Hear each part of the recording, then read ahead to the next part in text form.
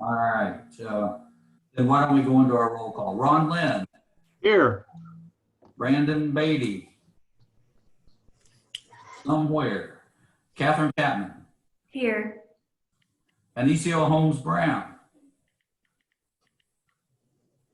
She is not in, John. She's tied up with work. okay. John Hudson is here. David Hart, Here. Angel Freeman, Here. Michael Pierce, Here. and Jonathan Hawk.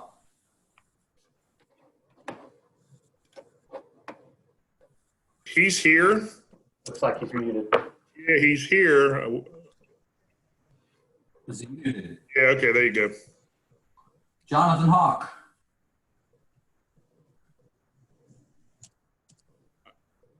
He keeps getting muted. Yeah, I thought I heard him actually.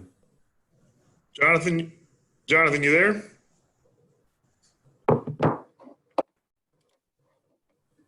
All right, well, we have a quorum in any event, so we'll figure out the details here shortly. Next, we have our homeowner forum, and as you know, to address the board, you'll have needed to pre-register so that we can get all the mechanics worked out. If you did, and I think Pella, you're the only one who did, you'll be unmuted and you'll have 3 minutes to make your point. And please do state your name and address. That just gives us a permanent record of who to go back to in case we have any questions. So with that, Pella, looks like you're unmuted. It's all yours. Yes, yes. My name is Pella Varodoglu, and I live at 137 Ensign John Hudi. Can I start? Please, yes. Okay, all right. Well, thank you, Mr. Chairman, Mr. President, for the opportunity to speak to the board. We want to bring to your attention a common area access problem at the Ensign John Hudi residential street of the Spencer's Grant subdivision in Kingsmill. There are multiple concerns caused by car traffic and routine street parking by visitors to the new shoreline trail established last spring. One of the two trail entrances is located at a common area next to the houses in the street. This routine parking on a street not designed for public access to the common area increases the risk for personal injury and especially to young children that live in the street. The entrance to the trail starts near a downhill and turning part of the street. Due to that, it is easy to see, and we have seen near-miss injuries. We have also seen other unsafe driving patterns by Kingsmill and non-Kingsmill residents visiting the trail. Incidents were reported and pictures submitted to both KCSA and KMPD. Designing common use areas without considering a safe parking lot raises KCSA liability questions for the future, thus affecting all Kingsmill residents. Furthermore, street residents have concerns about property values, aesthetics, and precedents. Nobody in Kingsmill desires high traffic and routine parking so close to their homes. By allowing this, KCSA is causing a potential devaluation of the properties in the street. Routine parking along the street affects the aesthetics of the neighborhood. Homeowners in the street were not informed of this situation and paid higher prices for their lots near the river. Allowing this routine parking potentially sets precedents for this happening in other Kingsmill areas. At this point, what we're looking for is a temporary solution. In response to initial inquiries, KCSA and Public Safety stated 4 cars would be allowed to park in the street until the board revisits the issue and a decision is made. However, this does not address the immediate safety problem. Thus, we request a temporary no street parking sign for the common area visitors that will prevent them from parking anywhere along the John Hudi Street. The shoreline is for everyone to enjoy. It is the cars we object to. This temporary solution will help prevent a potential accident and give the board and Public Works time required to revisit the river access parking issue, which we understand may take some time. Thus, we urge the board to approve our current request. Thank you for your time. All right, thank you, Pella. I will tell you the board will be taking this up in conjunction with the Public Works Committee, so stay tuned. Thank you so much. Okay, Bruce, can you please open it up so I can share screen? I need to put the slides up.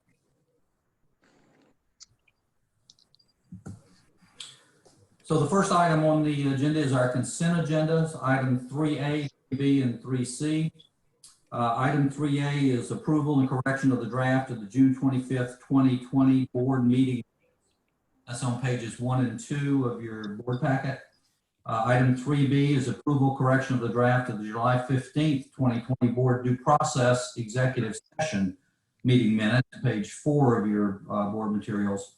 And item 3C, ratification of unanimous consent of the board of directors to extend terms of the Environmental Preservation Board, the EPB, member Mark Jacobowski, the Public Safety Committee members Connors and Roger Wolf, and the Public Works Committee members Gary Palmer, Frank Dooley, and Jerry Hanley until 12/31/22. And I will note that item C on this list has been removed from the consent agenda of the June 25th minutes where it was before. So it's been removed from there and put here. So are there any other changes or corrections anybody has to any of those 3 items? Okay, then I need a motion to approve. So move. Need a second? Need a second? Second. Second. Okay, and all those in favor? Aye. Aye. Opposed? Ayes carried. Okay, item 4. And Ron, let me put up your slide for the financials. And let's see here, bear with me here a second.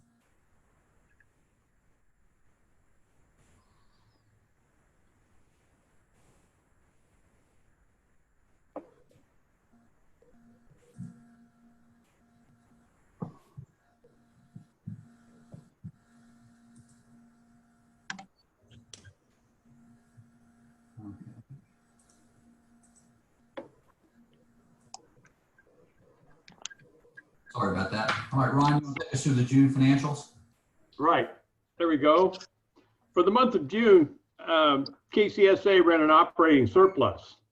Looking at the details for the month of June, KCSA homeowner assessments amounted to $434,000, which is right on budget. Other income was under budget this month and came in at $61,000 versus a budgeted revenue of $70,000.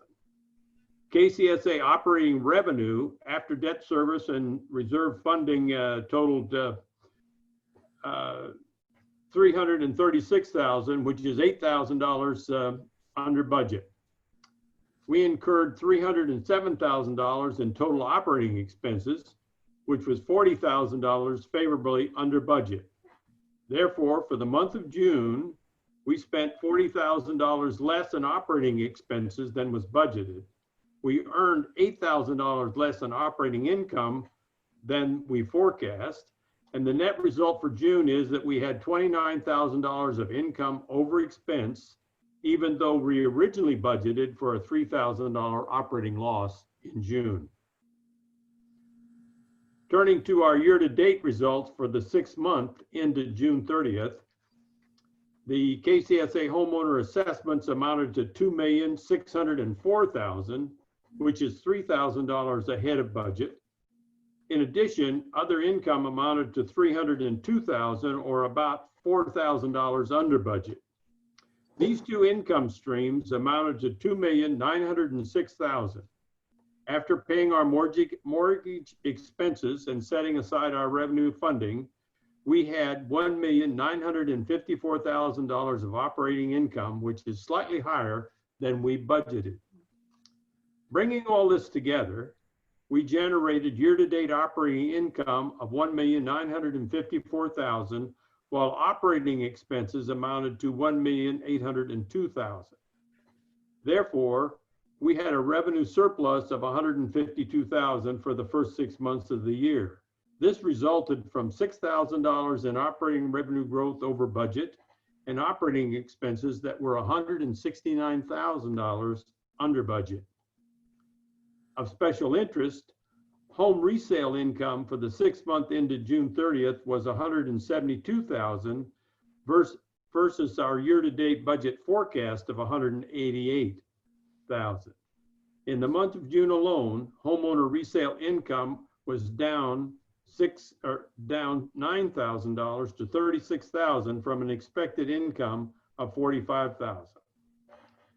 Turning to our funded reserves, as of the end of June, operating expense reserve, or OER, we spent $49,000 this month, and year-to-date, we've spent $67,000 on stormwater drainage and tree management projects.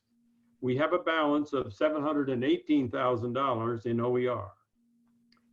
Major maintenance and replacement, or MM&R, we spent $72,000 on retaining walls this month. Year-to-date, we've spent $290,000 on MM&R projects, and the MM&R fund has a balance of $5,851,000. New capital projects, or NCP, had no expenditures this month. The NCP fund balance is $689,000. Accounts receivable for June, homeowner accounts receivable for both KCSA and the parcels has a balance of $139,000, which is favorably down about $14,000 from May. Homeowners accounts receivable over 90 days amounted to $77,000, which is down $6,000 from last month. Next slide, John.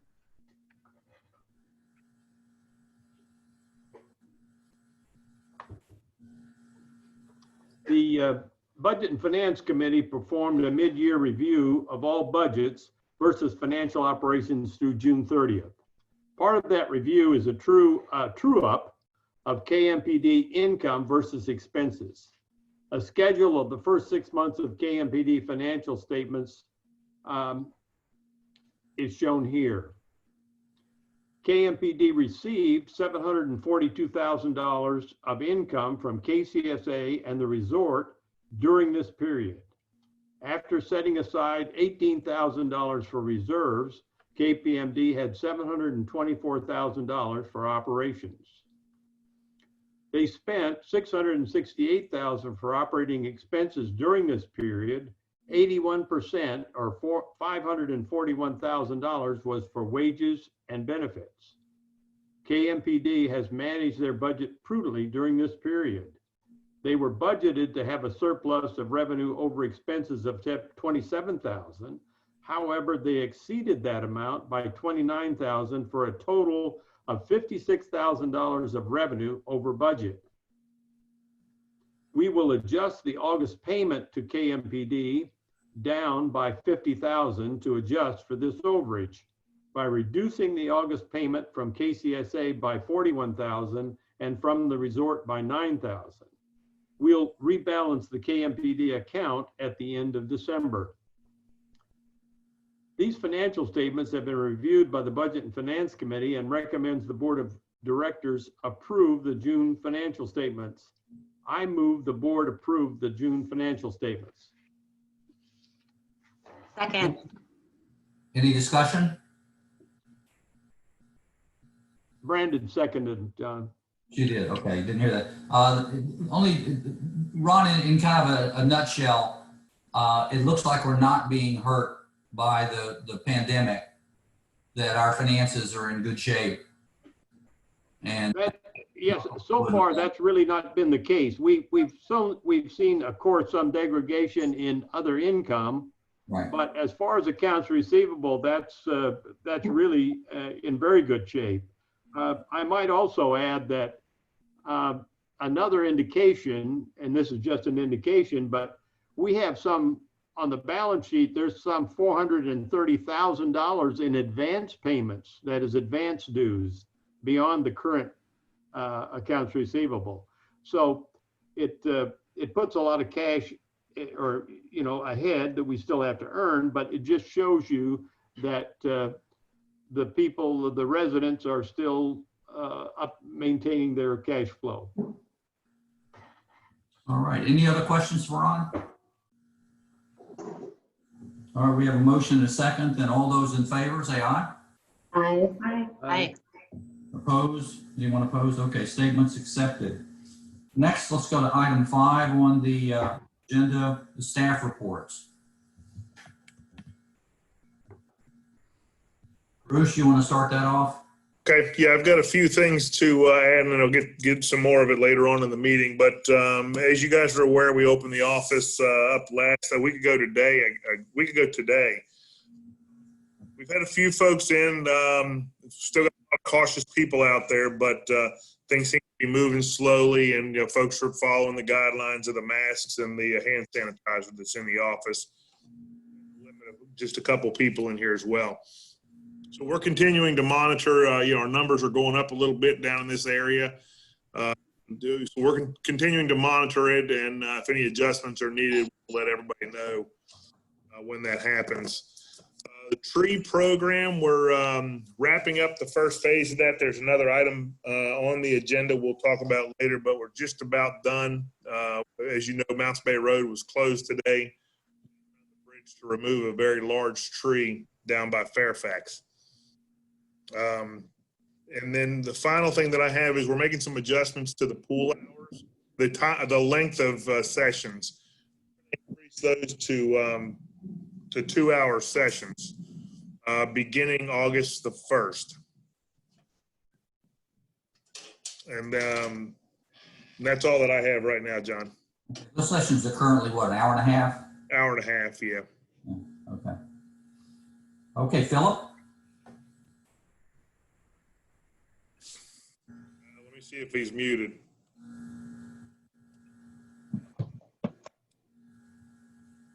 Okay, there you go. Thank you, John. Nothing new to add from my written report other than that Bruce and I continue to talk weekly, and we continue to focus on how to keep y'all safe down there. We're also working on the national end, and we hope to have some developments in there in the next month or so. Thank you. Okay, and Jim West?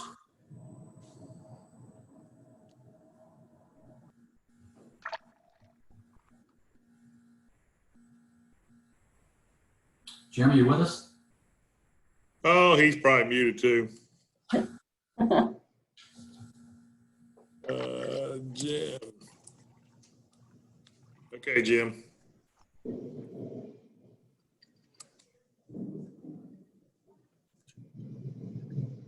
Good afternoon. In the way of traffic, we issued 20 verbal warnings for the month of June, which was a 33.33% decrease from the previous June. We didn't write any written warnings. Traffic summonses, we issued 4. We did the same in 2019. And we deployed the radar trailer for 7 days, a total of about 100 hours. In our calls for service and house checks, we did 167 total calls for service, which was almost a 10% decrease from last year. House checks and residential building checks, we conducted 287, which is about a 7% decrease. And our area checks numbered 543, which is about a 3% increase. We've lost a couple employees. And so we've got 4 vacancies now, 2 at the patrol officer level and 2 at the public safety officer level. We are currently interviewing at the public safety officer level and hope to have a couple hired by this time next week. The vehicles are pretty much the same. I do have some news on the new vehicle that we purchased, or that we are going to purchase this year. It did arrive at the dealership, and I got a call just before this meeting to say that the dealership had been broken into. 4 vehicles were stolen and some car keys. And it just so happened that our car keys were stolen, but not our vehicle. So they're having to replace all of and rekey the entire vehicle, and it's taken some time. So instead of seeing the vehicle tomorrow, it'll be next week sometime. The gate access system has been running smoothly. Attended the monthly Crime Stoppers meeting. We continue to practice safe distancing, and we limit our physical contact with drivers. Speed does still continue to be an issue on the roadways, and I would please ask everyone to watch their speeds. As of July 1st of 2020, all law enforcement agencies are required by the Department of Criminal Justice Services here in the state to record additional personal information of drivers. So when you're stopped by PD, police, or any law enforcement agency in the state, you'll be asked specific questions that pertain to your demographics and pertaining to demographics and personal questions. In other words, they're looking for things such as your gender, your race, your ethnicity, and so forth. And this is in an effort by the state to reduce any type of profiling. Once a quarter, I'm required by the state to report these statistics to them, and they will include them in their annual report every year. So please don't be offended if if you're asked questions if you get stopped. We continue working with KCSA board of directors and staff on working through operational procedures during the governor's reopening phases, and attended weekly teleconferences to discuss and review any ideas or procedures. We had 2 separate drunken public arrests on property. One was by KMPD over in the Harris Glen area, and the other was by the county in Rivers Edge area.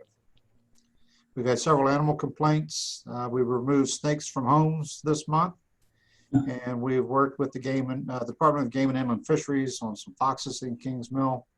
There's one that's hanging out down around the resort, Little Town Quarter, and the Archer's Mead area. We're trying to trap it, and we're also trying to, once we do trap it, we want to give it to the Game and Inland Fisheries so they can do a study on it. And other statistics, accidents and injuries, they decreased by about 66%. Alarms decreased by 25%, and medical assist actually increased by 111%. I'm happy to entertain any questions that you might have. Yes, I got 2 quick ones. You've got 8 vehicles listed under item 4 in your report. Which one of those vehicles are you getting rid of when the new one comes in? We will be getting rid of the, let me see, 31 is, it'll be the 2013 Ford Explorer. Okay, item D, it looks like. It's the one with the transmission issues. Gotcha. And the radar trailer, the new radar trailer, is that in? No, we took that off. Matter of fact, it was supposed to be on the agenda for the very first virtual meeting, board meeting that we had, but we were asked to kind of curb our expenses during the coronavirus, and so we took it off, and we will put it back on for the next board meeting. Okay. Any other questions for Jim, Philip, or Bruce? Hey, Jim, did Sergeant Barnes remove that snake? He and Officer McGinnis did, yes. Nice. Okay. All right, I need a motion to accept the reports. So move. Second? Second. All right, reports accepted. Let's go to item 6, new business. Item 6A, Building and Grounds Committee request to add Ed English as a new member to fill a vacancy. That's on pages 8 and 9 of your materials. I did communicate with Craig, who couldn't be here today, and he said that Ed has been coming to meetings as a homeowner for quite a while now, been participating and adding a lot. The committee has voted in support of him joining the committee as well. So I'll just put that background out there on this. Any discussion from the board on this one? Item 6A? No, John, I have a sort of a point of order, though. We had a second on the last motion, but we never voted. Did we need to vote to approve the? Vote to accept the reports? Yeah. Okay, well then let's go back to item 5. We have a motion, we have a second. All in favor? Aye. Opposed? Okay, now we're on to item 6. Need a motion to approve? So move. Second? Second. All right, any discussion on Ed English on Building and Grounds? All in favor, aye? Aye. Aye. Opposed? Ayes carry. 6B, appointment of Brandon Beatty as chair of the Communications Committee. Patty Edis was the vice president of the communications committee, and she had made the motion to the committee to have me, Brandon Beatty, become the chair of the committee, and all of our members voted, and and I stepped in. So that's that. We would like you to approve it. All right, I think you'd be a great chair, Brandon. Motion to approve, So move. second? Second. Any more discussion? All those in favor? Aye. Congratulations, Brandon. Item 6C, Communications Committee, again, request to add Jerry Clark as a new member to fill a vacancy. Brandon, anything you want to say about that? Yeah, so Jerry had, he's awesome. And he and I have spoken and talking about just communication and relations and sports and activities and everything around the community and lifestyle. And I had asked him, not even understanding that he had a communications background with what he does for work, but he was happy to want to be a part of the committee. And he actually, after reading his statement of interest, truly has a communications and media messaging background. So I think it would be a great fit, and we're excited to have him. Very good. All right, need a motion to approve? So move. Second? Second. Any more discussion? Any other board comments? All those in favor? Aye. Ayes carried. Congratulations, Jared. All right, item 6D. Archer's Mead requests to add John DeFore as a new PAC member, replacing a departing member. It's on pages 12 and 13 of your board packet.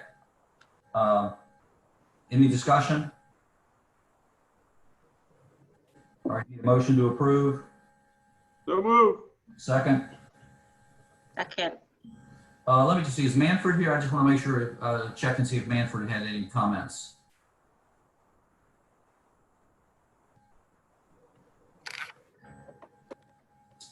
Hi, John. John stepped in to volunteer to replace Sal Trifoletti, who left the parcel. John has 12 years of experience on the Budget and Finance Committee of the Catholic Charities in the greater DC area.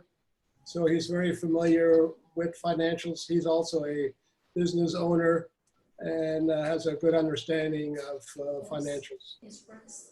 Great, sounds like a good candidate. All right, any further discussion on the board, from the board? All right, all those in favor? Aye. Aye. Opposed? Aye. Ayes carried. Item 6E, Littletown Quarter requests to use $5,000 from OER for tree maintenance. That's on page 14 in your board materials. Need a motion to approve So move. and a second. Second. All right, any discussion on this? Sally, Ron, any comments? Well, Littletown Quarter did not have a line item in their budget for tree maintenance this year. And although this drives them closer to their minimums as far as the contingency amount, I recommend we approve it. Should we, you and I talked about this the other day, so this is not going to surprise you, but should we be, maybe the Budget and Finance Committee or maybe a committee of the board, I don't know, looking more closely at a few of, particularly the parcels that are dipping fairly regularly, it seems, into OER, and as you said, getting very near that minimum level, looking to see if a more permanent fix is appropriate, or are we okay a while longer going like we're going? Well, John, let me just say that we're getting ready to go through our 21 budget cycle, as you know. And one of the things that we'll be emphasizing, of course, is the maintenance or low numbers in OER contingency amounts. We will advise the Budget and Finance Committee will advise the board at that time should any budget not be providing adequate funds or building adequate funds for operations in 21. Okay, all right, great. Any other comments from the board? She would do his homework before he talks. All right, need a motion to approve? So moved. Second, Second. all in favor? Aye. Aye. Opposed? Ayes carried. Item F, 6F, pages 15 to 18. KCSA contract with Brightview Tree Care Service in the amount of $13,104 for additional tree maintenance not included in the original scope of work. Bruce, you want to take us through that?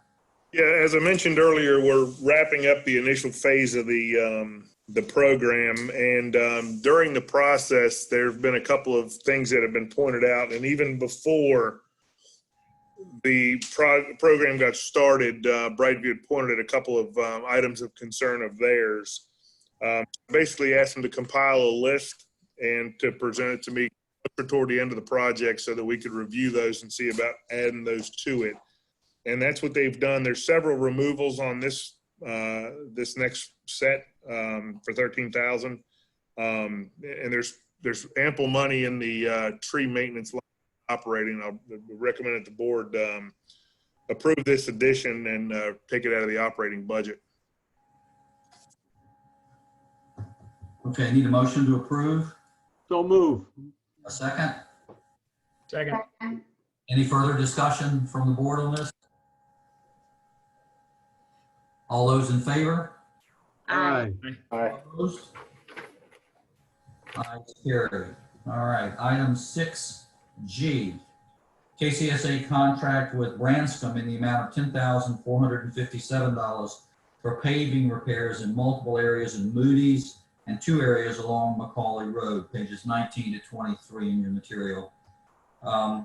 Bruce, another one for you. Yeah, we have several areas in both of those locations where the pavement is settled around, mostly around manhole covers. There's a couple of other areas, and we talked with Branscombe while they're out here and got a price from them since they're out here doing the big project, and kind of helped us out a little bit with that price. And the indentions in the road are bad enough that it could do some damage to a smaller vehicle, a real low vehicle. So I recommend that be approved.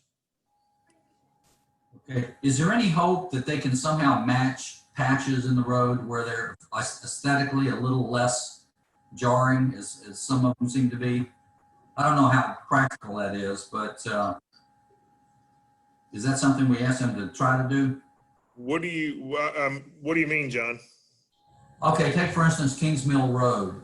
We paved Kings Mill Road, and then 18 months, a couple years later, the county, I think, came in and cut those squares around some of the manhole covers. Right.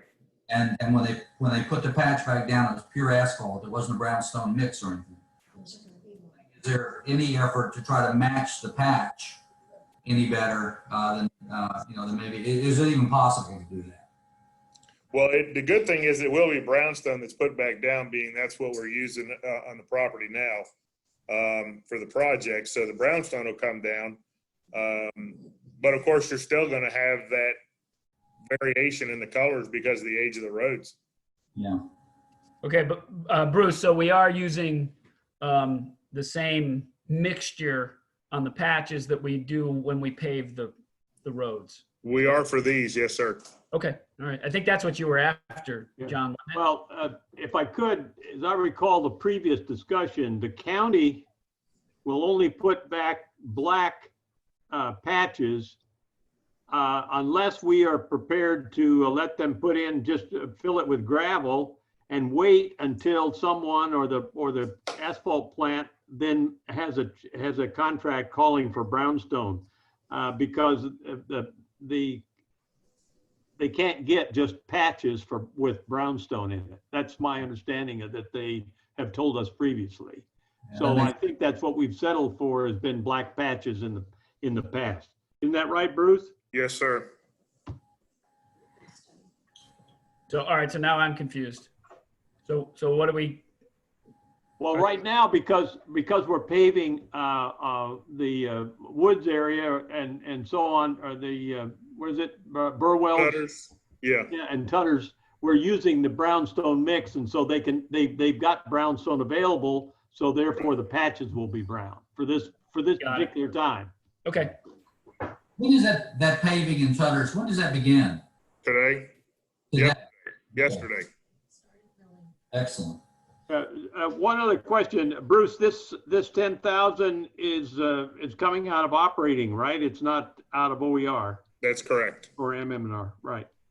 Okay. Okay, any other discussion? Need a motion to approve? So move.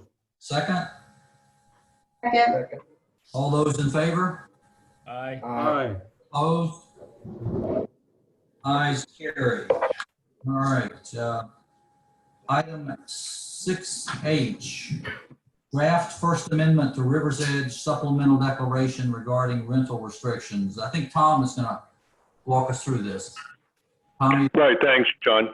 When this last came to the board, you'll remember the action was to send this to KCSA Council for review. Bruce and I got the comments back, and there were really only two areas that she expressed concern over.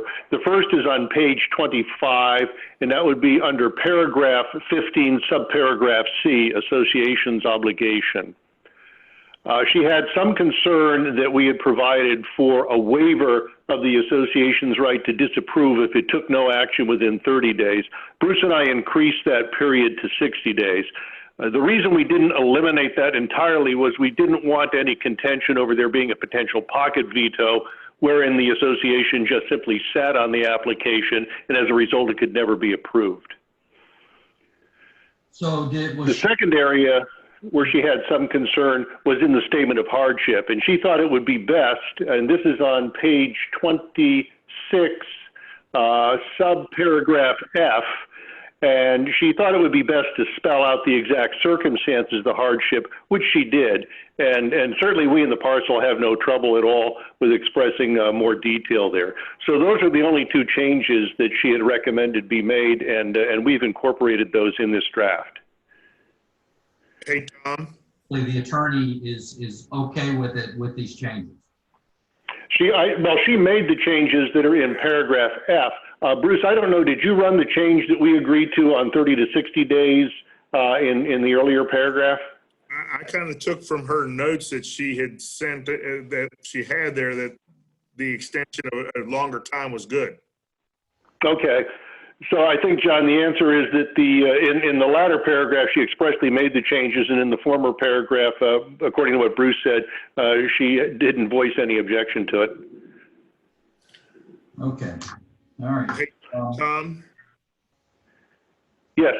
Hey, one other thing. Philip caught one this morning. On page 26, the very first Right. lot, that not lot needs to just get changed to no lot. Yes, that's correct. Okay. So that's just a typo that needs to be Correct. fixed. Yep. So John, I think what the next step would be, and I'm not sure in the order, there are two steps left to go. One is for the board to approve the draft, and then for the owners of record to approve it by 2/3 majority. I'm not sure whether the owners approve it first and then it goes to the board for final approval or vice versa. But at some point, we need to move forward with this and get it in the hands of the homeowners for their review and approval. Well, I think, I don't know what that's a legal question. I'm not sure what the correct order might be. We could certainly approve the draft, and in the interim before the homeowners maybe approve the final, we can clarify that with the attorney and at least keep it moving. I mean, does that make sense? Yeah, I think that's what we're looking for, is just to keep this moving forward so we don't lose track of it and just have it fall into abeyance. I have one question. So, and I know we talked about this when it was first presented. It says no more than 5 lots shall be rented. What does that come out to a percentage of the units there? Well, there are 58 current homes here. and a total of 63 lots. So we have 4 empty lots, or I'm sorry, 62. We have 4 empty lots and we have 58 homes. So that's going to be what, something around, what, about 9%?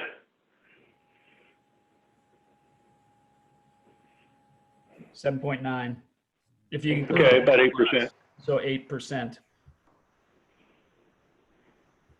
And we currently have 3 rentals. Okay.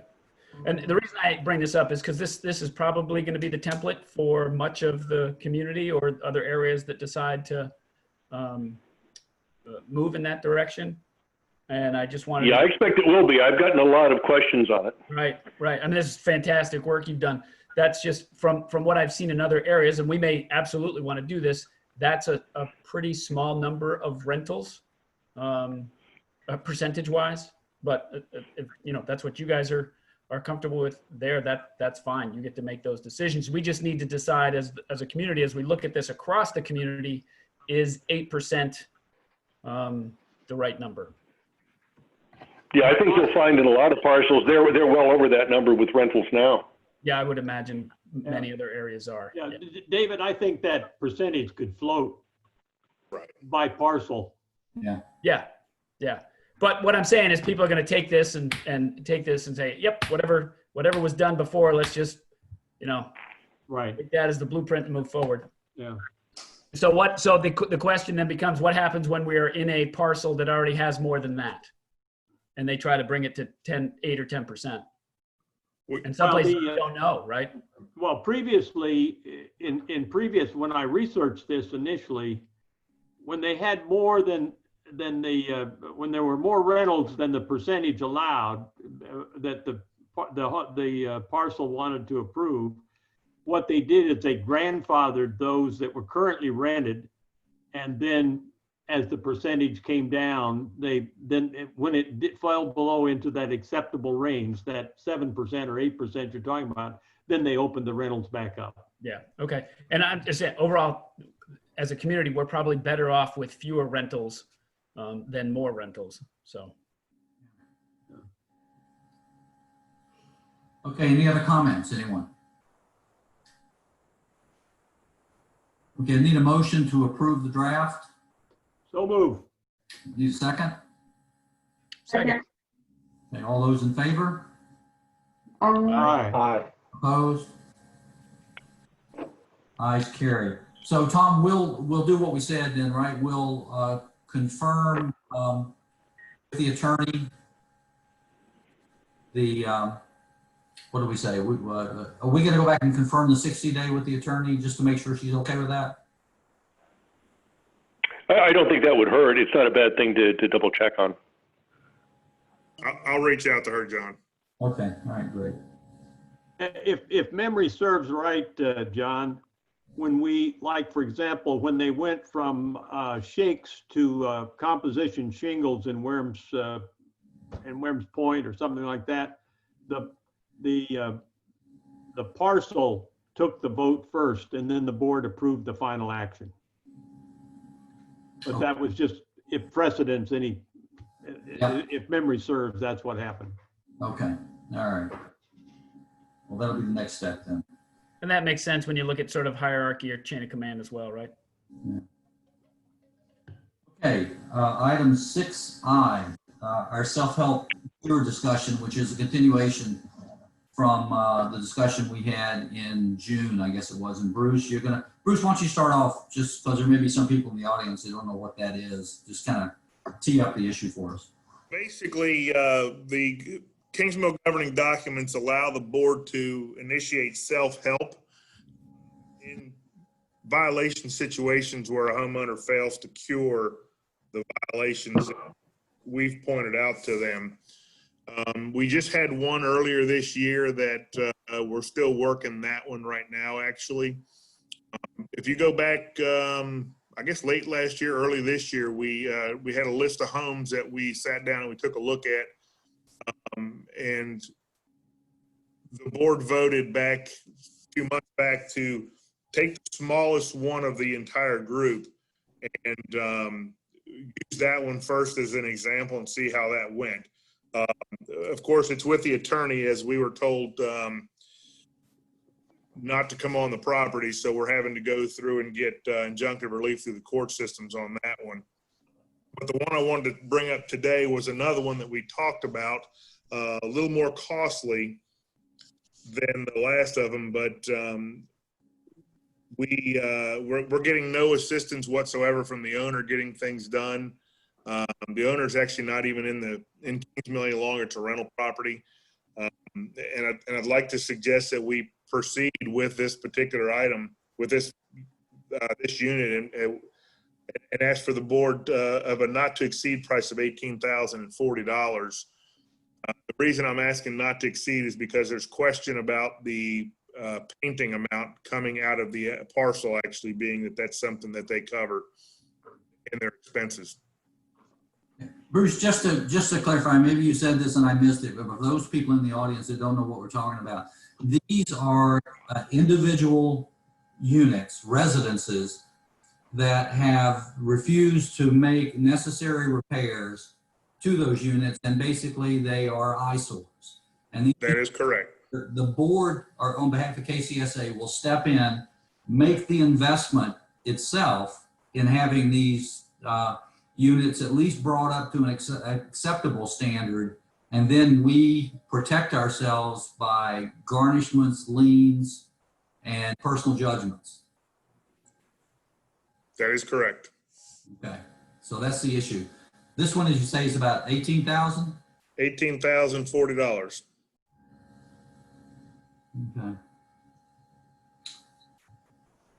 Bruce, My only comment, and then I'll stop talking. this unit's currently rented, correct? Yes, sir. So if we have a pretty good chance of recouping our money at a fairly steady rate if the individual doesn't pay. That is correct.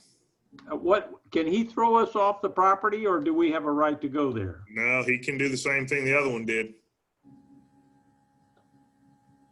And how long would that hold us up?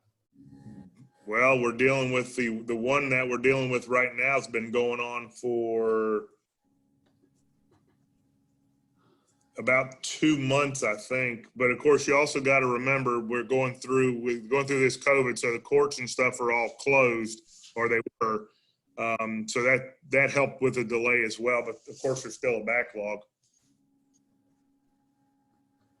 But this particular unit is, if I'm remembering correctly, is visible from Kings Mill Road. It's an eyesore, and it hasn't been painted because the underlying wood has not been repaired, so that it could be painted. Is that right? That is correct. At the extent of the scope of work, Bruce, just the woodwork, siding work? I'm sorry, Michael? Is that the scope of work, the extent of it, just the siding and getting the wood up? The siding, priming it, caulking everything up, and then painting it. Okay. All right, thank you. Thank you.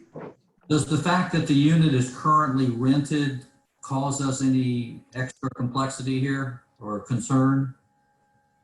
Shouldn't. It can be repaired while it's still being occupied, right? Right. Yep. And we can garnish rent if, that's an extra layer for us, right? We can take the rent. Yeah. Right. And we'll work with the renter on, they're going to need to remove some stuff off the walls and things like that with all the banging. We don't want to start making repairs and then pictures fall off the wall and then they come after us for that. So we'll work closely with the renter as well. Their property. Bruce, on garnishing rent, we can't garnish rent until we've made the $18,000 investment, right? So we're kind of on the come with this. That is correct.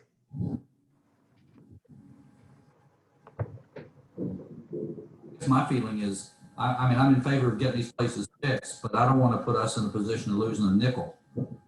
And I'm not sure what's the maximum we can do from having them sign a promissory note to agreeing to garnishing the rental, which I'm sure he wouldn't. Getting a lien, a personal judgment.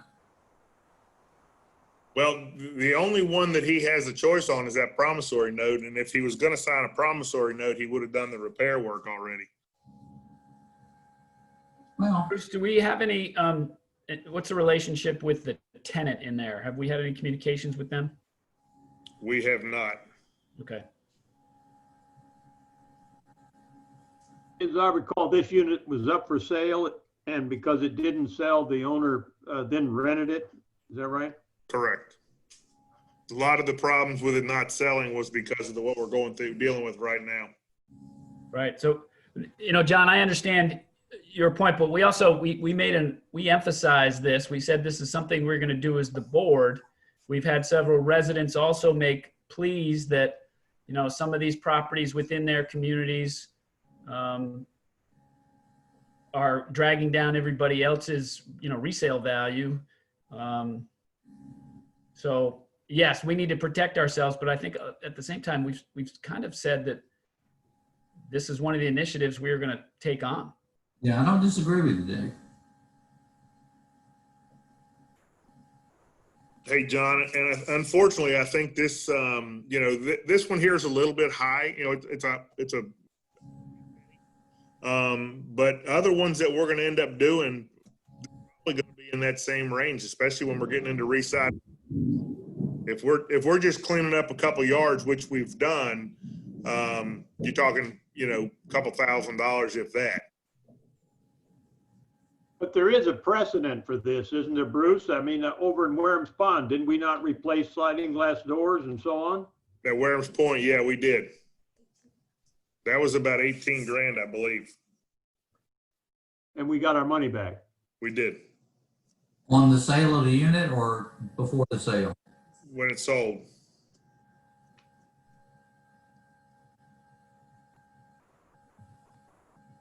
Well, given that he was trying to sell it and it didn't sell, this thing could be off the market for a while. Well, but it also, we could make the repairs and he could put the home on the market and sell it, and we can buy quicker. Well, that's why I was kind of curious what the tenants were. If the tenants are happy with the way the place is being managed, they're more likely to stay. If they're not happy with the way it's being managed, they would, they could potentially apply some pressure for us to move things along, or, if they're not happy, they can always move on, which means the house would be vacant or up for sale again. That's correct. And would it sit through the length of time there? I mean, I think it was on the market for about 6 months or longer. As I recall, though, the unit's very well maintained in the inside. Yeah. Yep. All right, so what do we want to do? We want a motion to approve moving self-help on this? Is that the sort of consensus here? I move we go forward with self-help as discussed. And that's for case AB 246. Okay. Need a second? Second. Any more discussion about this one? I assume we'll finance this out of new capital projects. Do we charge interest on this money we're loaning them, I assume, right? Well, I mean, through the collection process we do, but we don't charge them an interest rate or anything like that. But once you get the judgment and liens and stuff replaced, you're entitled to interest through the courts as well. Well, once this money's invested, I think it ought to be but direct to the homeowner's account, and then if it's not paid, it accrues carrying charges. Right. That's exactly what'll happen, Ron. It'll turn over, get applied to the account, basically turns over to an assessment. It doesn't. So in a sense, we will get rent. We will get interest if we have to carry the loan. Correct. Okay. Bruce, what's the possibility of adding management fee to that for all your administrative work and staff input? I know we had the contractor expense, but as a staff, you guys are putting a lot of time and energy into that. Is there any chance of recouping any of that? Let me, I'll need to ask that question. Or actually, I'll tell you what, Philip Adams.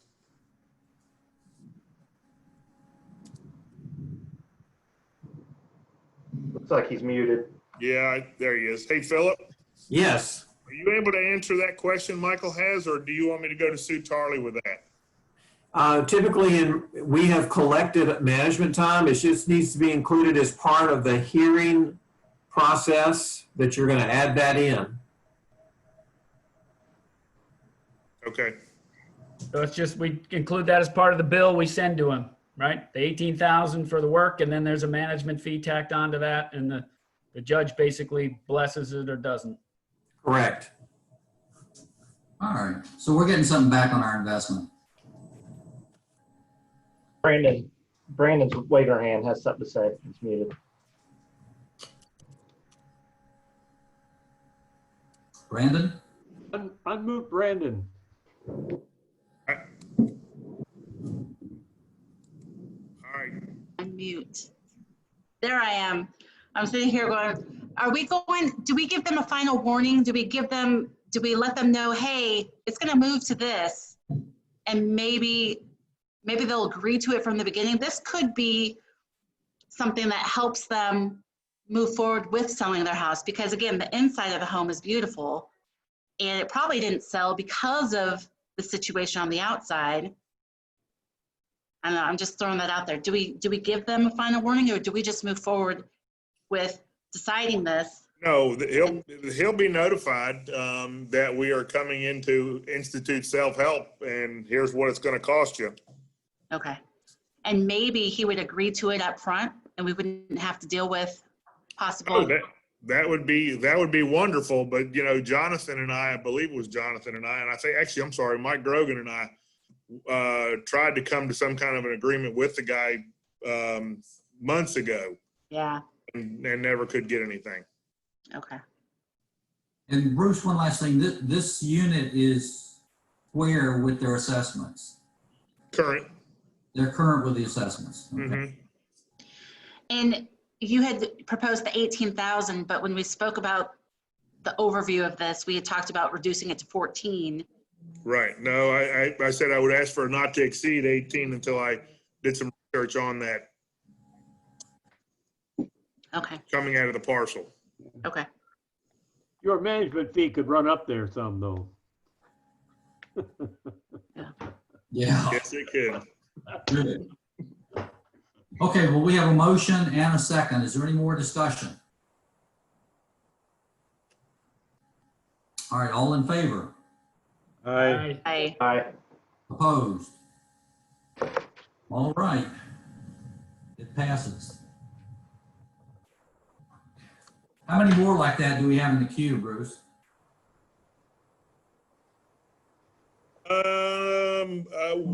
One, two, one that's going to be that price or a little bit more that I'm aware of, and then one smaller one.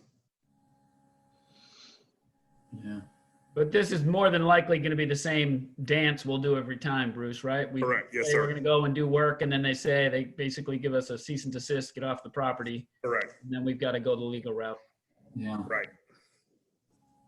Bruce, when a person refuses to allow you on the property and you go forward, what kind of legal fees do they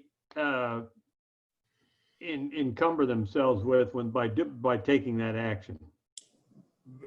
We've applied every bit of it to the one we're dealing with right now. Well, what I'm saying is that you've got the one right now where the person told us not to come on. So how much fees have we incurred for that action? I think it was right at 1,000, a little over 1,000. Yeah. So we should let the homeowners know that they're by refusing to allow us, once this action is ongoing, they should understand what kind of costs they're going to be saddling themselves with. Yeah. And one last thing, even though we've already voted on it, do we look at the equity that's in this unit just to make sure our position couldn't get foreclosed out by a bank or something like that? Well, when this wasn't one of our large delinquencies when we did all those title searches on those ones we talked about last time, because there was really no reason to.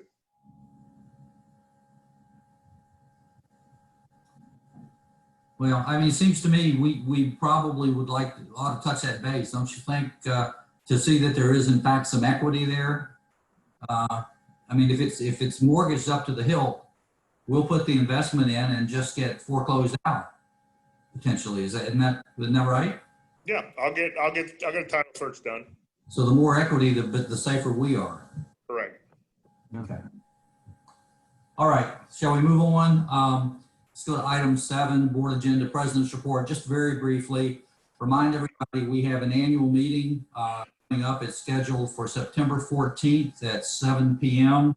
At this point, it's going to be another Zoom meeting unless things change significantly for the better. I was on the phone earlier today with the Peninsula Health Department, or whatever they call themselves, and we were talking about what's happening in the area here, and there's no doubt that things are currently edging up on the peninsula, going a negative way on the peninsula with respect to new cases and things like that. If you look at James City County, it seems to be cases going up, but deaths seem to be fairly stable, about 16 right now. And I think I looked several weeks ago and it was 15. So that seems to be fairly stable. But again, unless things change significantly for the better, it'll be another Zoom meeting. We're required to hold an annual meeting for purposes of establishing a forum, because that's where we have the election. We'll do a final call for ballots at, I think Bruce said o'clock on that day, where they have to be dropped off at the KCSA offices. And then we'll do the election. And this year's election is a little strange. We have 2 candidates running for 2 open positions. Dave Hart will be rolling off, and I'm up for re-election. And the 2 candidates we have are Ed Connor and myself. So we have 2 candidates and 2 positions. So we still need to elect those two, the 2 of us, because our governing documents really require us to do that and send a ballot to everyone and actually hold an election. So again, September 14th, 7 o'clock. Stay tuned. All right, that's our basic agenda. Now we're on to item 8, the EPB appeals, where the remaining portion of the meeting is going to involve just the EPB appeals. And so anyone not involved in the appeal process is welcome to depart and welcome to stay as well. But this remaining part of the program is very unit specific. The rest of the program was pretty much all at KCSA. This is very unit specific. So you can either leave or stay around, and that'll be just fine. Mr. Kendall will be unmuted. And also, so people know, the board members have received the documentation that has been submitted by the owners. I guess we start off with, is Mark with us? Mark, you going to lead the discussion? Mark's with us, but I've got no camera and no microphone on his that I can even unmute him. We're going to call him real quick. Yeah. It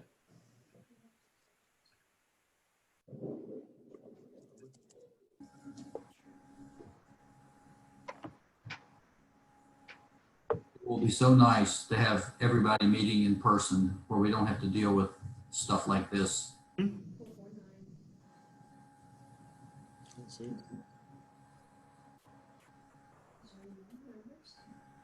No, that's it.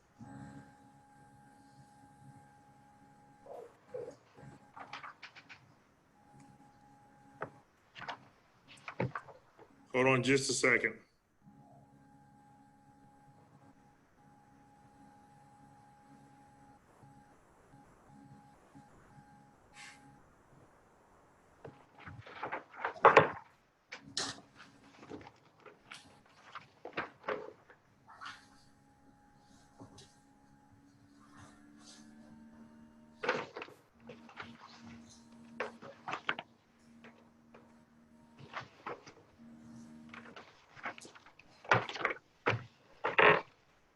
While we're waiting, just so the homeowners who were on watching the board meeting, the issue here has to do with the place.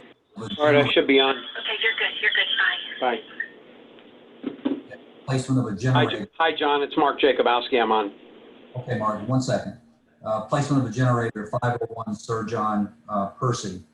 So, Mark, we were just kind of filling the void there with the background. So, why don't you go ahead and take it away? Okay. Well, since you've done the intro, we had a request at the June 23rd EPB meeting from Mr. and Mrs. Kendall to approve some modifications as to generator location out at the end of their driveway with some screening plants that are there. And there's a photograph in your package of the generator on a pad. It appears that the photograph is taken from a window inside the house. It shows a portion of a white screening enclosure on the bottom right-hand side of the photograph, a mulched bed, a sidewalk, and then the generator with utility equipment supplies coming from the rear of it. And 1, 2, 3, 4, 5, 6, 7, 8 shrubs in the ground and one sitting in a pot on that photograph. So I'd like to just draw your attention to that photograph.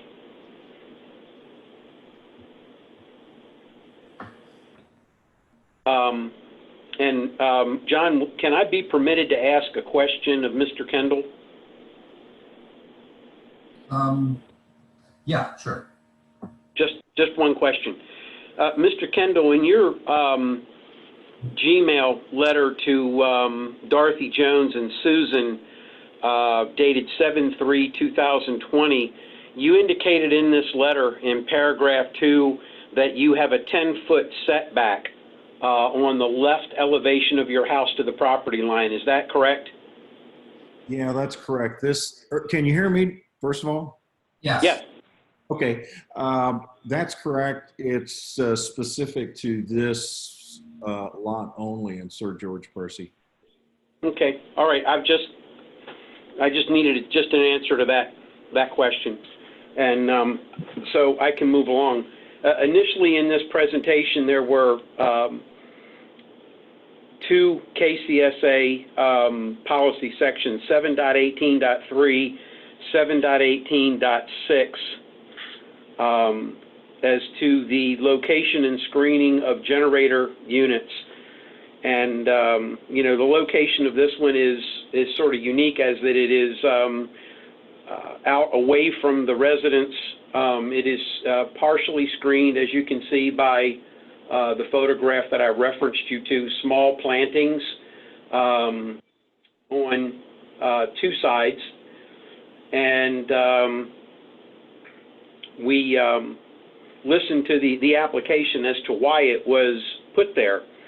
So going back to the package submitted to the EPB in September 13th, 2018, there was a site plan submitted that showed the generator located inside of an enclosure at the right elevation of the residence, and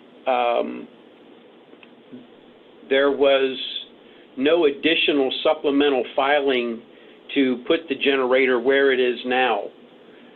This site plan was approved with the construction of the house. So the second thing that I'll direct your attention to on that site plan, on the left elevation of the house, there are 2 things. One is the setback is noted on the site plan as 12 feet. And Mr. Kendall just indicated that his setback is only 10 feet. We didn't get an EPB request for a variance to move the house 2 feet closer to the property line. We approved this site plan at 12 feet. And you also note that at the left rear corner of the residence, there is a note it says prop gas meter. So the gas meter is located exactly opposite side of the house, the back left corner from where the generator is actually placed. So we had several issues with this. One of which was the location that wasn't approved by KCSA. Two is the setback of the house that was not approved by KCSA. And third, I had questioned the fact that there may be a safety issue with the generator, and we've cleared that up. I am very well acquainted with James City County fire personnel, and the fire marshal and I are very well acquainted. We've worked some fire investigations together, in fact. So he and I have spoken, and we've cleared that up. So that's resolved one issue, but now we have the other two. Based on the letter that was sent out, the EPB will submit that the generator needs to be moved to the rear left corner of the lot, where in a discussion previously with Ms. Susan Sickle at the EPB meeting, there's plenty of room at that left corner, A, and B, it's right where the gas meter is located. So that's all I have. Okay, thank you. Thank you, Mark. Dave, do you want to take a few minutes to make your comments? Sure. I think I can clear up that 10 and 12 foot thing. The house is not built in the wrong place. The setback is to the first part of the structure that hits the line, and I imagine that's the overhang. There's 2 foot overhangs on this house. Okay, the next thing is that the EPB meeting said the only reason they wanted this thing moved was that safety issue, which is not a safety issue. And I made sure before I signed off on Zoom that I reiterated and asked the question of Mark, the only reason you want this moved is for the safety issue, which doesn't exist. Now the setback on the left-hand side, that's where I wanted the generator, and my builder counseled me against putting it over there because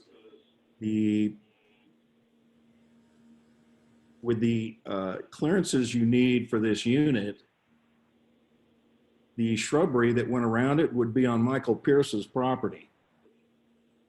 And I sent all that information to Dorothy and Susan, but it's just not, if I ever had to get a piece of equipment around that side of the house to work on the structure, I don't know, I just don't think I'd have to be able to do it without getting on Kingsmill property. I'd like to say that piece of property next to me will never be used, but the way we've been going through owners around here, you just don't know what's coming next.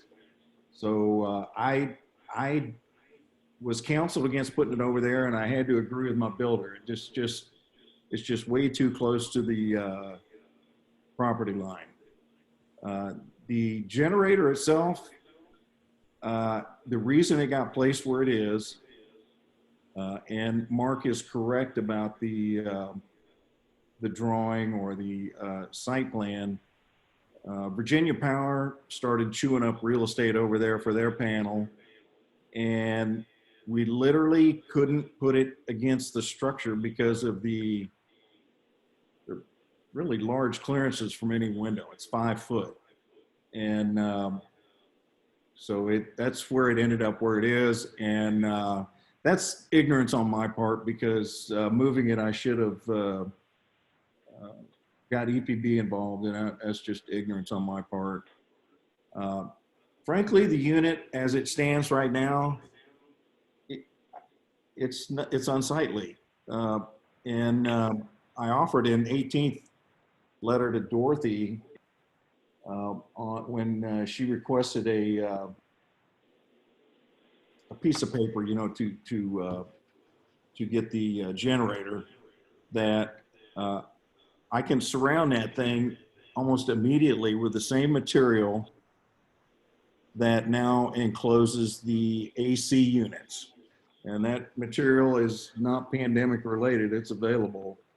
And it takes about a week to get here, but I can surround that generator in short order.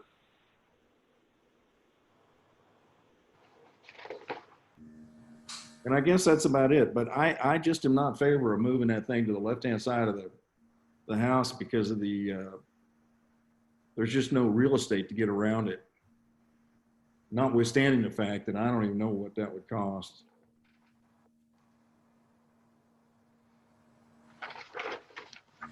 Any questions, sir? Thank you there, Dave. By the way, your board meeting was fascinating. I'll take that as a compliment. I don't know if that's what you meant. No, it was.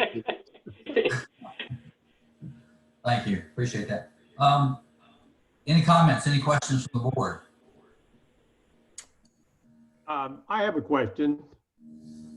Why wasn't this generator in the same enclosure? There's an enclosure up next to the house right now that's somewhat close to that generator. Why wasn't that all put in the same enclosure?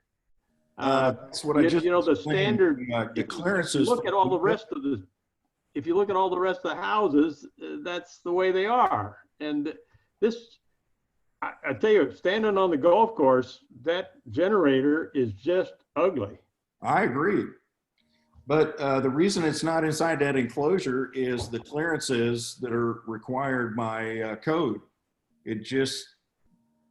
It looked good on paper, but it just doesn't fit in there. The installer came in and he said, it's just not going to work. You cannot put it in here. And when Dorothy and Susan came over there, I went out with the tape measure and showed them the issues we had with that. But I agree. I don't like the look of it from the golf course, and I could have covered this weeks ago, but it was in so much flux that it didn't seem really worth dealing with it until we got the issue resolved. Yeah.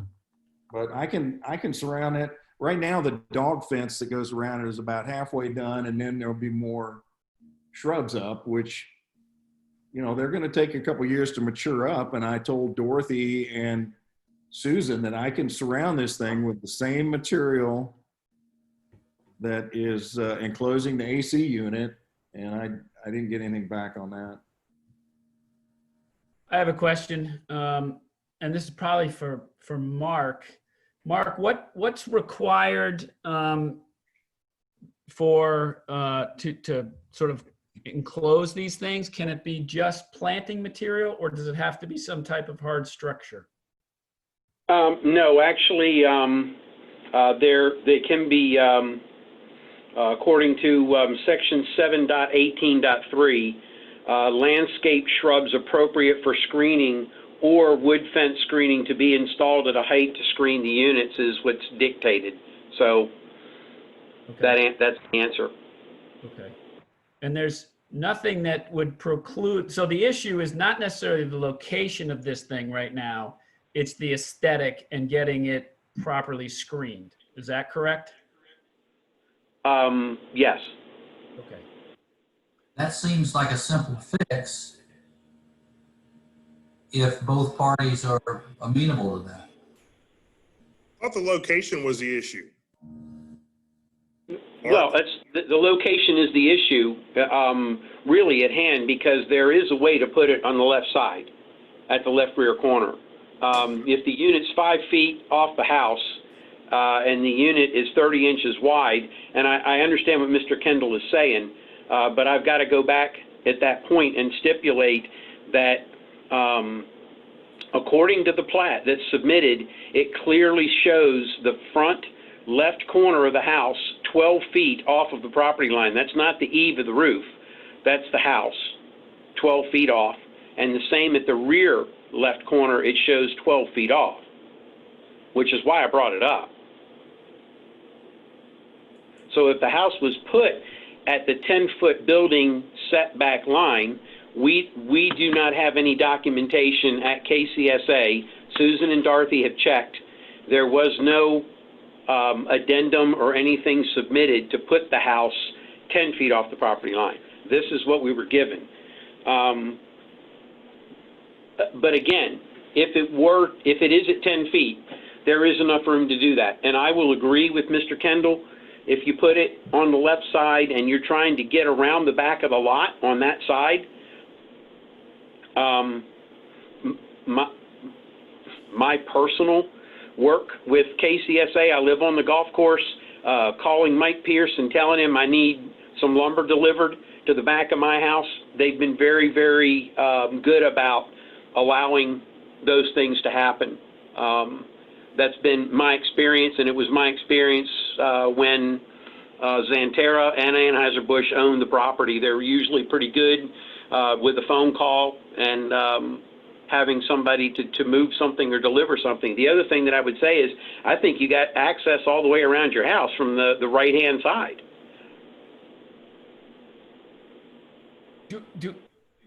Mark, do we care which side of the house it's on? Well, if it's on the left-hand side, it's no longer an eyesore, and it's no longer sitting out to where it's got to be screened around on all four sides. And the gas meter is right there on the back left-hand corner of the house. But if it was screened with like a wooden fence or something like that, would that be acceptable to the EPB? That would be totally up to the board, John. Saying where it is now, if it was screened. Right. Mark, That would be up to the board. According to our section, it indicates that they must be screened in a facility with the other HVAC equipment, et cetera, as in 7.18.6, and that's all we have to go by. Right. I mean, if you want to allow an alternative, then it would be certainly a variance for the board, and there you are. Let me throw something out here. If it really doesn't matter which side of the house this is on, I get it that the left side is probably better because it's not being seen by a neighbor. It's probably less visible from the golf course. And I think that is an issue we need to consider. But if Mr. Kendall was willing to invest in a nice landscape screen around that, maybe other than just planting a couple shrubs, and that went to the EPB, is that something that we might consider? That's probably going to be less costly. You're not going to have to move the thing. You're going to have to invest in some landscaping and maybe get a few more mature plants in there than you might otherwise. But that's something I throw on the table for the rest of the board to think about. Mark, would that work? Would that be in compliance with EPB? Well, and no, it would not. It wouldn't be in compliance because we have no provision in the declaration or supplementals or the P&P for allowing a generator to be put where this generator is, particularly when we have a spot that is within the guideline. That's why I said, if y'all want to go outside the guideline, that's totally up to the board. So, Mark, can you give me some more? Because that's what I sort of asked before. Are you saying it needs to be on the left because that's where the initial plan had it? He's requiring, David, he needs a variance. First of all, he's got to get a variance for the lot, for the setback in the lot. And the house is not built according to the plan. Well, I'm looking at the plan, so I see a 12-foot setback, and then I see a 10-foot, and I'm now no architect, and we're engineer, but I see a 10-foot building BSL, and then I see a 12. And then Mr. Kendall talked about the 2-foot eaves. So the eaves are not a shown. surveyor come out there to verify that. I'm not, I got to. That's what it is. There's no problem with the setback. The structure is 12 foot away and the eaves are 10 foot away, actually about 10'6", because we didn't want to infringe on that. But I keep going back to this. The whole reason the board turned down that location was a safety issue, which I re-verified before I signed off Zoom. And there is no safety issue. There are generators that are not next to the structure. 141 Roger Smith comes to mind real quickly. It's out in the driveway. So I'm just not, I think moving it just to move it is, if there was a safety issue, I'd fall on the outside of safety. Well, the complexity of what we're forced to help with here is that it wasn't installed where it was supposed to be on the approved plan. So trying to work together and find a solution that is both within the guidelines and acceptable by all parties. So question to Mark on how many applications have you seen of recent for new installations of generators? Not on new home construction, but an established house. Oh, just wants to add a generator. I would say at least somewhere between 8 to 12 over the last several months. Okay. Are they installing those in the same enclosure as their HVAC units, or are they typically standalone the way this one is? Well, some of them are in the enclosures. Some of them are behind the enclosures and then additionally screened because of the fact that there were too many things in the enclosure. So we've got a couple that went behind. We have others that are back on the back elevation of the house that are screened with either enclosures or shrubs, or they're, again, on the opposite side of the house, you know, notably because they wanted to put them and have them located where the gas meter was, so they didn't have to run gas lines at a distance. I understand. One thing, my own ignorance or lack of observation, are there approved situations where there are multiple enclosures, utility enclosures, more than one? Yes.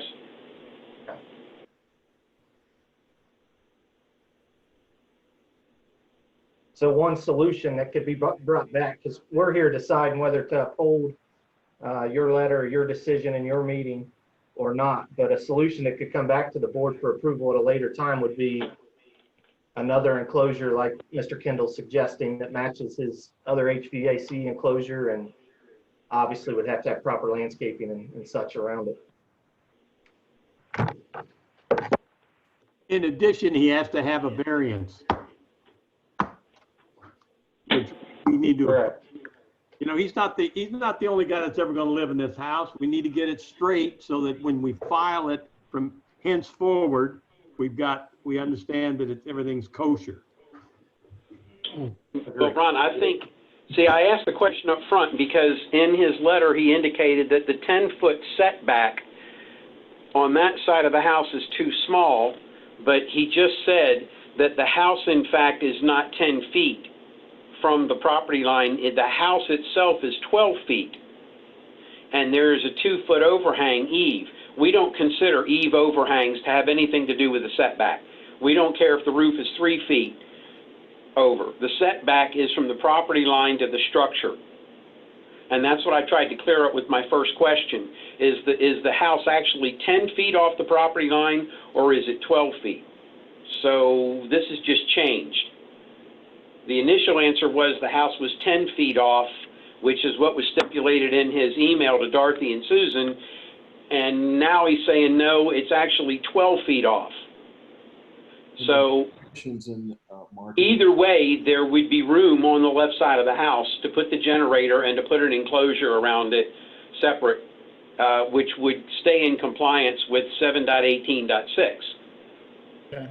So, but Dave Kendall is asking that we look at, Mark, your point is taken, and you're probably correct. But now we're at a point where we as a board need to decide whether to support the EPB or look at this and say, you know, and Dave already admitted, you know, that he probably made a mistake in some of this.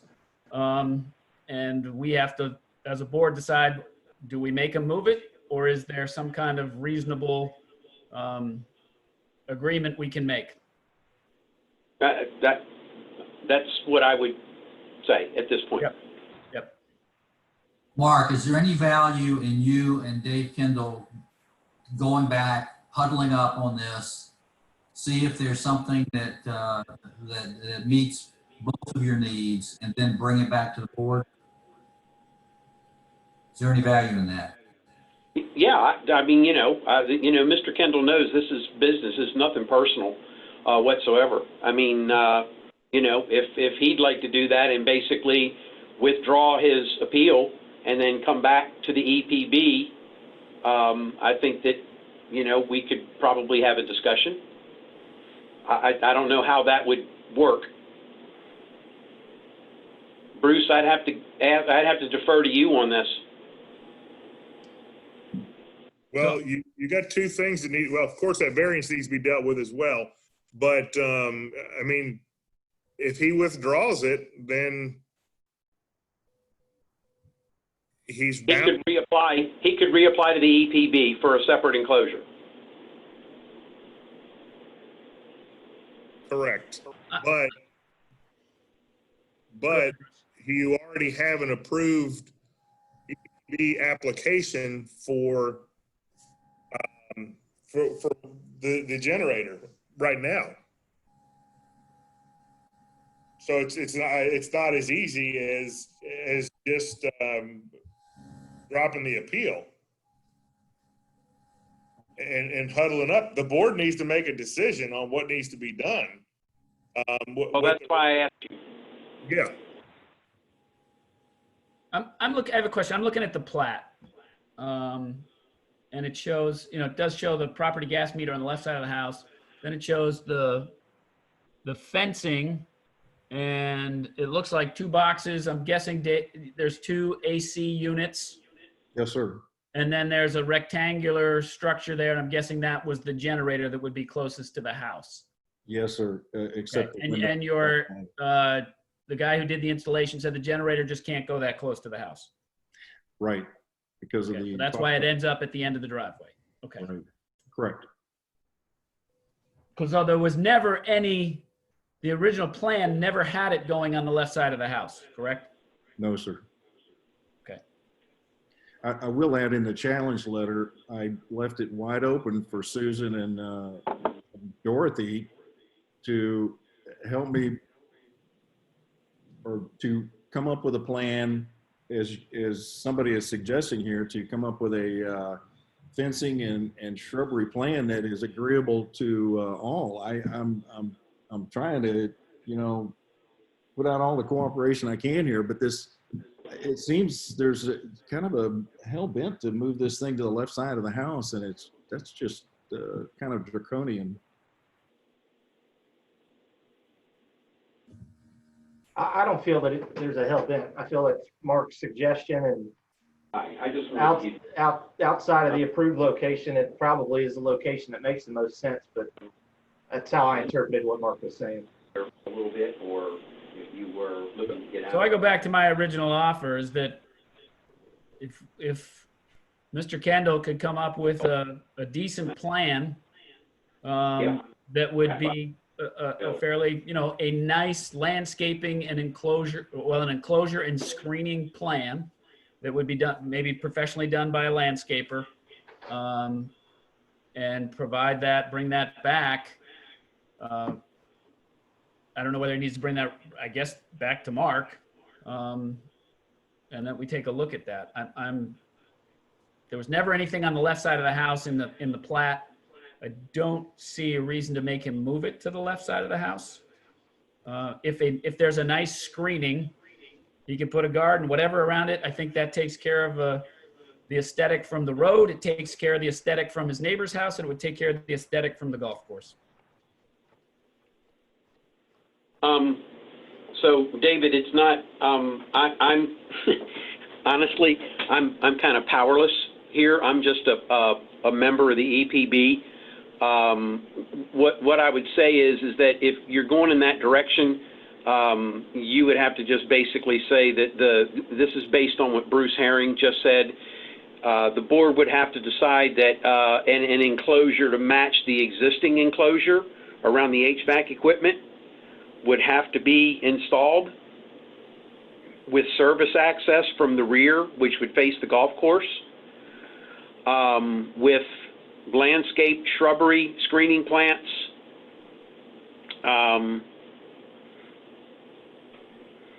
surrounding all 4 sides of the enclosure. Yep. You'd have to come up with that in that sort of fashion, and then just say that we're going to modify this to this location. Now, and I got to go back again and say is from what Mr. Kendall was saying about the setback, he's changed that what he just said a little while ago, that the house is actually 12 feet off of the property line. If that's the case, then he doesn't need to apply back for a variance. And if the actual foundation the brick masonry at the right and at the left front and left rear corner of the house are less than 12 feet from the property line, then he would require a variance, but he just said they're not. So. Well, I'm sort of past that issue. So those are the two I'm just issues. speaking for me. Is there anything that says the unit has to be so many feet off the property line? No. So he could put that unit 3 inches from the property line on the left side of the house. Well, That is correct. But the contractor guided him not to, from my understanding. Yeah. Say that again, Brandon. The contractor had guided him of where the location is, where it needed to be. Yeah, no, I'm saying on the left side of the house, it has to be 5 feet from the structure. Okay. But it can be 2 inches from the property line. Now, I don't think that's a wise installation, but No. I'm not. I understand your point on that, Mark. To me, I'm looking at this going, all right, there's 10 foot to the eaves, 12 foot to the wall. I mean, that's what it looks like is in the plan. Sure. The simple math says if you take 5 feet from 12 feet, you've got 7 feet. And the generator is not 7 feet wide at the narrowest portion. It's not 7 feet wide at the widest portion. So, but why are we focused on the left side? That's what I guess I don't understand. If he chose to put it on the right side. Because it's actually near the gas meter, and it could be separately screened out of view from the golf course and the neighbor to the right of the house. That's over on lot, I believe that's lot Yeah, I 13. understand what you're saying. Yeah. I guess my position's the same.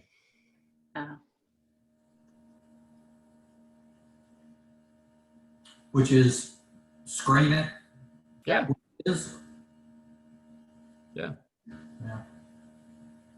Just for conversation's sake. A nice screening plan, landscaping plan, where you're using mature shrubs. You know, they're not going to grow 12 feet tall, but you're not going with the half-gallon shrub in there and hoping in 5 years it'll cover the generator. You're going with something that's going to cover the generator almost immediately, and you're providing year-round screening on the generator. Yeah. And if that becomes more expensive than moving it, then Mr. Kendall has the option of moving it. I doubt that's the case, but. Have we put out a good neighbor letter on this? I don't know, Bruce.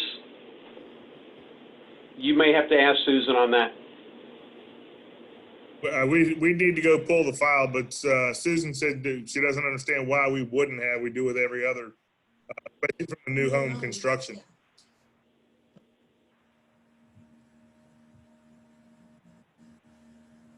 Well, we need to get off the dime here, I guess, and come up with a plan. What are we trying to decide? If you read the letter that was sent to Mr. Kendall, it says after a more appropriate location has been selected, the EPB will give the final decision on a new location. If he received the letter, has something come back that's, I feel like we should already have that new design or that new location. I feel like we're trying to solve a problem that someone else created, and I don't want to approve a problem and quite frankly not comfortable kind of approving a problem. But the way I read this letter, he should be bringing a solution to us, a new design to the EPB, and letting them almost feel like us making the decisions, the cart before the horse right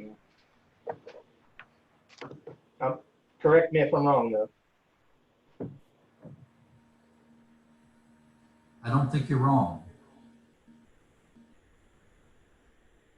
I suggest, John, that we put the hold on this and let that work then. Yeah, I think so. So is it the consensus of the group that we're going to table this for now? I think that's my suggestion. We need to let this letter or let the notice run its course. We need to have an appropriate location, or if Mr. Kendall suggests that is the most appropriate location, then we need to have the plan with the enclosure and landscaping for the EPB to approve or disapprove. And then we can deal with what happens with that after the fact. feel like we got lost trying to solve somebody's problem. The letter states it pretty clearly that they need to bring it back to us or back to EPB with a more appropriate location. So that's my opinion. Mike, you want to make that into a motion?